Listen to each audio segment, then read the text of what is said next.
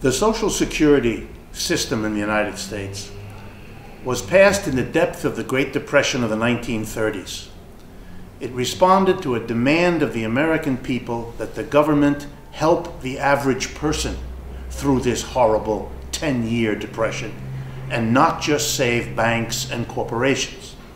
How ironic then that in the worst depression since the Great Depression, the one we're in now, serious people are advocating either getting rid of or damaging the services that Social Security provides to the American people as a whole. Let me explain.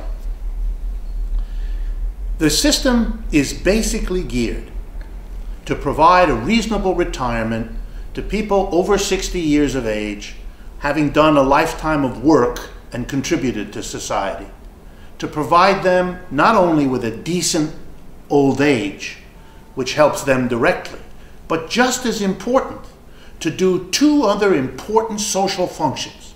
Number one, by providing a retirement support to make it possible for the older folks not to be a financial burden on their children. The beneficiaries of Social Security are all those American families who would want to support their elderly, but can't afford it without damaging their own situations. Not to support older folks is to put a burden on every family that has parents, and that does include most of us.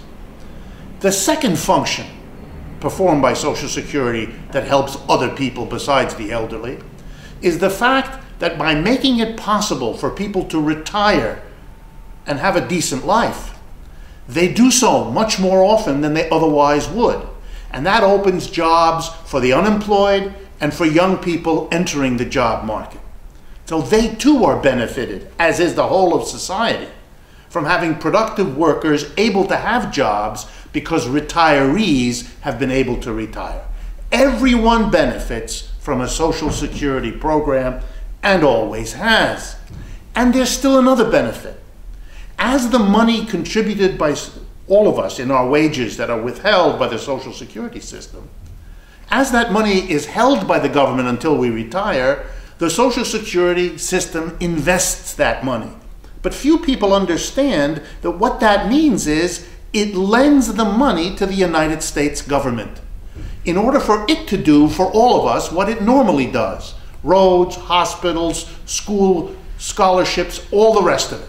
So that the Social Security system takes our money while we accumulate it before we retire and lends it to the United States government, so that when the United States government pays interest on those loans, that money becomes money available to Social Security to help the elderly. It's an extraordinarily well worked out system from which we all benefit.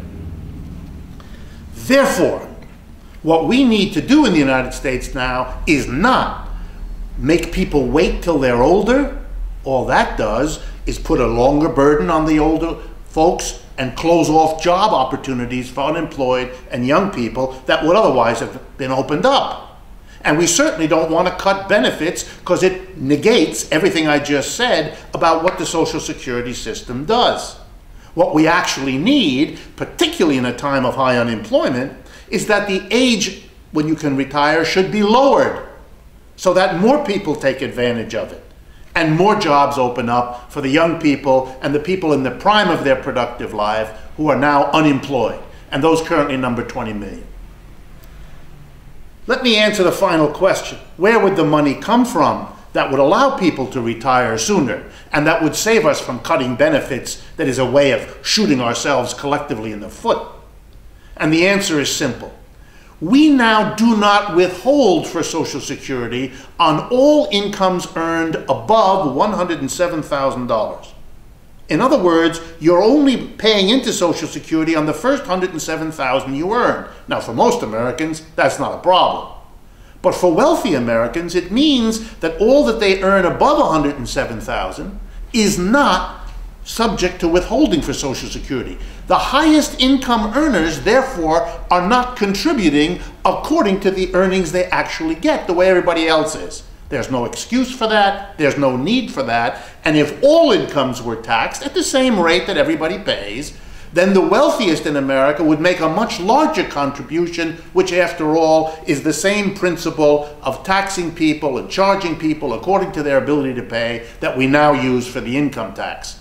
If it works for the income tax, if it's appropriate, it also would be for Social Security. And my last suggestion would be equally obvious. We only subtract Social Security contributions from wage and salary incomes.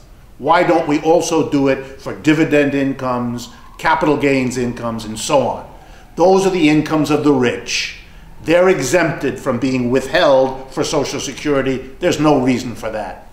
Those two things alone, taxing all your income, wages and salary, no matter how high it is, and taxing your other forms of income for Social Security, would transform the Social Security system, give it all the resources it needs so we can have as a nation the benefits of taking care of the older folks properly, not making them a burden on their children, and opening up jobs for young people and unemployed. Especially in a time of crisis, that's what we ought to be doing rather than attacking a system that has worked better than most of the things our government has done over the last half century.